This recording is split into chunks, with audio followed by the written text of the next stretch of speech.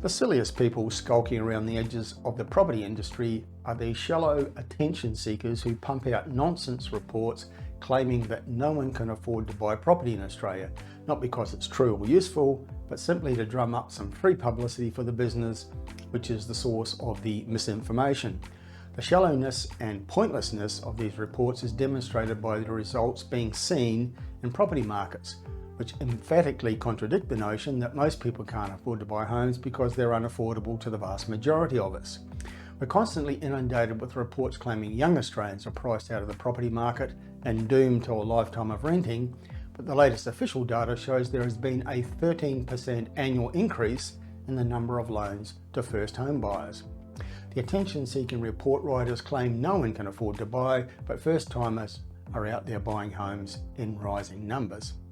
Now, beyond the apparently dire plight of young buyers, there are growing instances of reports saying that most households are priced out of the market, not just the first timers, and that our real estate is unaffordable to the vast majority of people. And yet, in stark contrast to those claims, our markets are extremely busy with buyers in all price ranges, and prices continue to rise steadily. So here's the thing. If you want to achieve cheap and easy publicity for yourself or your business, the fast track is to publish alleged research on housing affordability, and to guarantee maximum coverage, your so-called report needs to conclude that it's a dire situation and hardly anyone can afford to buy homes. Now, media loves that storyline and will publish it every time, despite the fact that they ran the same story or a similar story last week and the week before and the week before that. Apparently, journalists believe we all have an insatiable appetite for lies about housing affordability. The sad reality is that it's really easy to pump out a report on this subject with negative findings, because the report writer gets to decide their own definitions of affordable and unaffordable. It's completely random and arbitrary, but the creators of these shallow documents, pretending to be research, can rest easy in the knowledge that no journalist will ever challenge them on their definitions or parameters, nor ever question their findings. They'll go for the easy option of the cheap headline every single time. Recently, one of the big four banks produced a particularly scurrilous and worthless press release pretending to be serious research, which found that only 13% of homes for sale in Australia are actually affordable for buyers.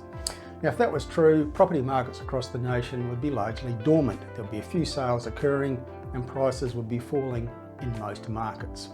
Of course, the opposite is happening. Current sales levels across Australia are 24% higher than at the same time last year, and prices are rising in most markets across the country. So how can these two contradictory things be happening? It's because the report in question was shallow nonsense. And we shouldn't be surprised that a major bank would produce a dishonest document to generate publicity. We all know from the Royal Commission and from my own personal experiences that the big banks are very comfortable with being unethical in the pursuit of profits. So we're not surprised to see National Australia Bank producing a headline-grabbing report that was based on the principle that you should never let the facts get in the way of a cheap headline. When you're a big bank using the media, the truth is always optional, and indeed usually rather inconvenient. So here's what the NAB report claimed, and to their credit, they managed to keep a straight face while talking about it. They said that just 13% of the homes that are for sale in Australia are affordable to the average household. And presumably that means that 87% of the homes for sale across the nation won't sell because they're beyond the financial reach of most of us.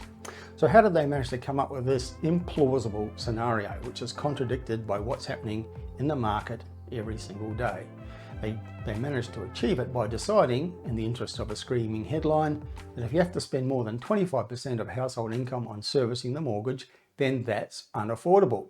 Well, who says that this is the definition of unaffordable? Well, National Australia Bank, because if they'd used a realistic benchmark that's in line with the reality most households with mortgages have, they would not have been able to claim that most homes are unaffordable, and they wouldn't have got any publicity.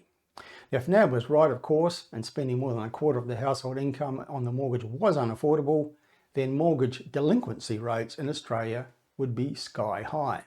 But they're not. The mortgage delinquency rate in Australia, according to S&P's, is just 1.4%. Yes, slightly more than 1% of people with mortgages are behind on their repayments. which means that over 98% of homeowners are paying their mortgages on time, which means they're finding it affordable, even though some might be finding it difficult. But according to the NAB report, that cannot be true because 87% of homes and the loans needed to buy them are unaffordable, according to them. Sadly, this is just another case of economists demanding that markets behave the way they think they should, rather than observing the way markets are actually behaving and trying to understand why.